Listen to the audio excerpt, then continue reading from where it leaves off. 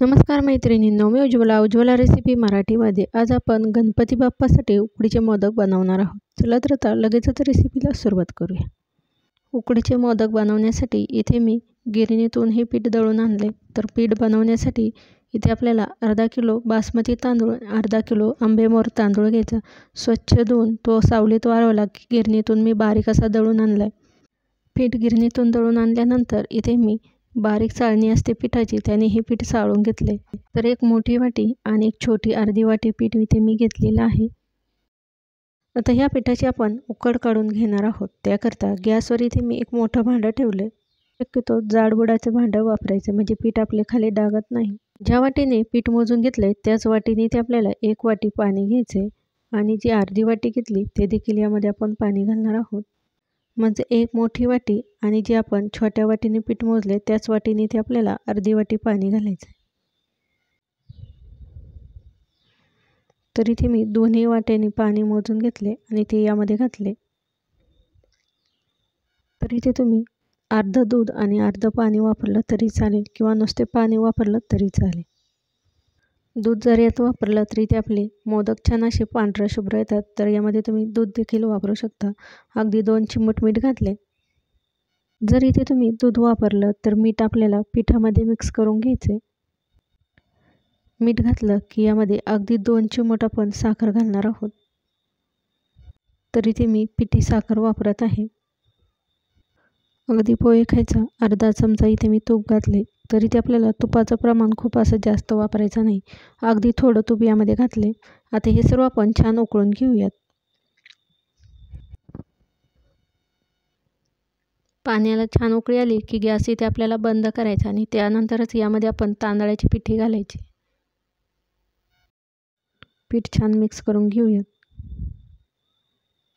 तर अशा पद्धतीने आपण चमच्याने या सर्व गाठी फोडून घ्यायच्या.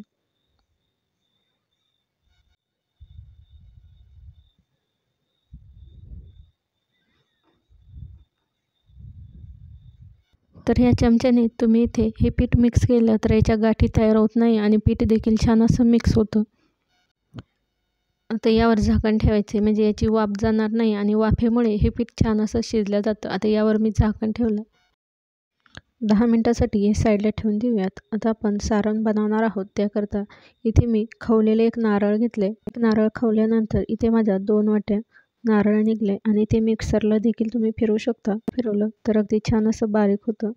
2 वाट्याला इथे आपल्याला बारीक केलेला 1 वाटी गूळ घेतला आणि खसखस घेतली 2 चमचे. सारण बनवण्याकरता इथे मी गॅसवर कढई गरम करायला ठेवली. आता यामध्ये अगदी 2 चमचे साजूक तूप घालूया.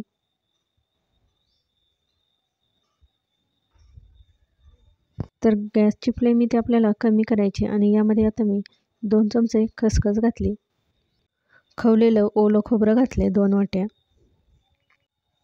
ज्या वाटीने खोबरे मोजून घेतले त्याच वाटीने इथे मी बारीक केलेला 1 वाटी गूळ घातलाय. आता हे सर्व आपण छान मिक्स करून घेऊयात.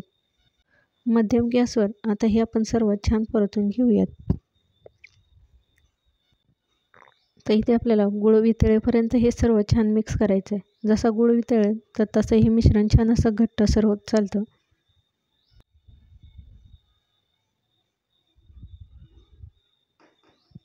2 ते 3 मिनिटे झालेत. इथे तुम्ही बघू शकता गूळ छान असा वितळला गेला. अगदी 4 ते 5 मिनिटे आपण हे सारण छान असं परतून घेऊयात.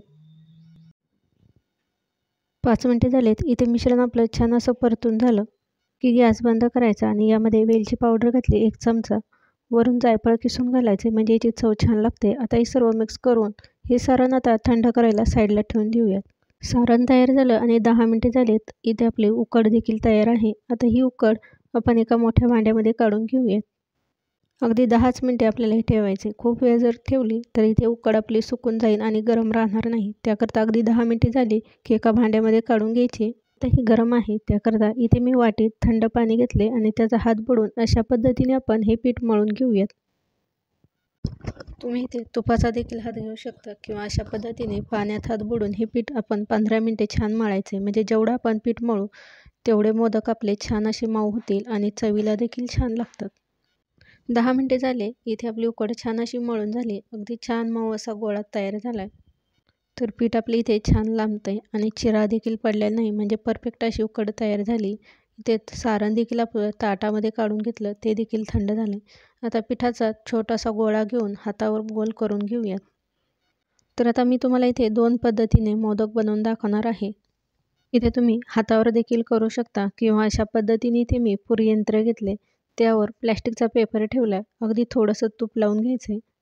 झटपट मोदक बनवायचे असेल तर अशा पद्धतीने तुम्ही पुरी यंत्रावर देखील ही पारी करू शकता. प्रेस करून घेऊयात. तर इथे आपली छान पातळ अशी पारी तयार झाली आणि हाताला देखील चिटकत नाही. सुंदर अशी पातळ पारी तयार करून घेतली.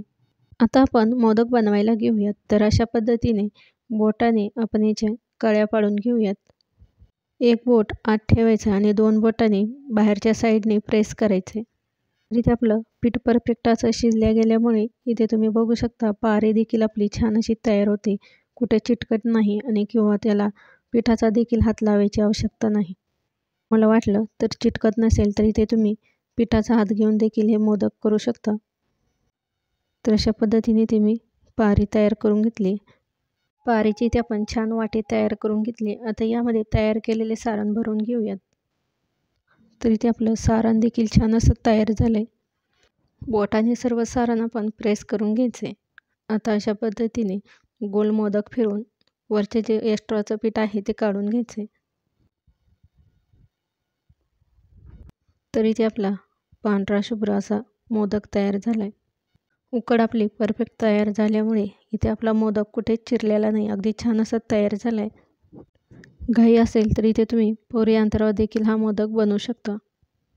आता मी तुम्हाला हातावर देखील पारी करून दाखवते. तर अशा पद्धतीने गोळा करून 2 बोटाने अंगठ्याने आपल्याला पीठ लावून अशा पद्धतीने पारी तयार करून घ्यायची. तर अशा पद्धतीने ते आपण पारी तयार करून घेतली. तर पहिल्या पद्धतीनेच आपण इथे मोदक बनवणार आहोत. 2 बोटाने अशा पद्धतीने प्रेस करत चालायचं. छान अशा कळ्या पडतात. हव्या असेल तर तुम्ही जास्त देखील कळ्या पाडू शकता. आता यामध्ये सारण भरून घेऊयात.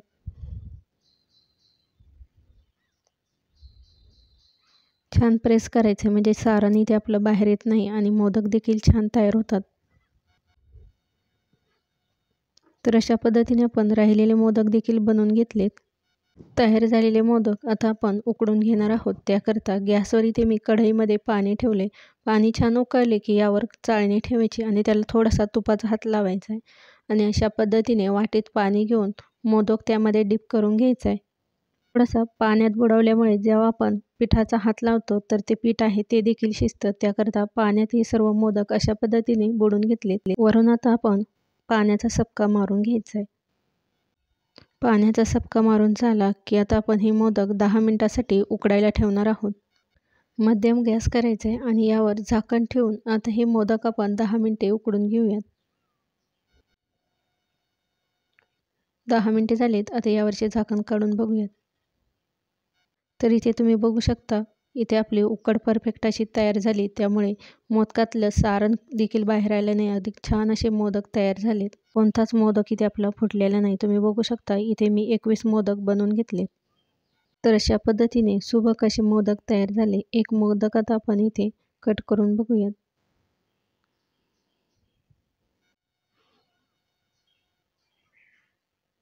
तर इथे आपलं सारण देखील परफेक्ट असं तयार झालं आणि उकड देखील. त्यामुळे मोदक देखील अतिशय सुबक असे तयार झालेत.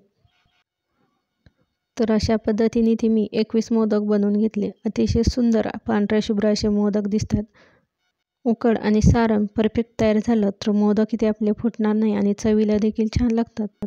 आजचा व्हिडिओ आवडला असेल तर व्हिडिओ जास्तीत जास्त शेअर करा, लाईक करा, कमेंट करा व चॅनलवर नवीन असाल तर चॅनलला सबस्क्राईब करा. रेसिपी बघितल्याबद्दल धन्यवाद.